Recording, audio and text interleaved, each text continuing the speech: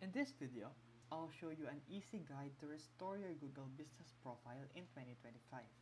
Make sure to like and subscribe. Step 1. Go to Google Business Profile Manager and log in with the account that owns your profile. Step 2. If your profile is disabled, you'll see a notification. Click Request Review. Step 3. Fill out your instatement form. Provide accurate business details, name, address, phone, and supporting documents. Step 4.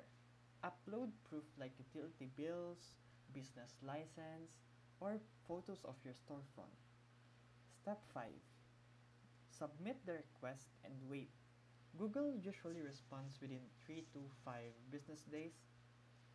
Step 6. If approved, your profile will be reinstated.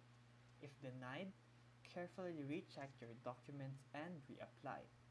And that's how you can get your Google Business profile back if disabled in 2025. If this video helped you, feel free to like and subscribe for more videos. Thank you for watching.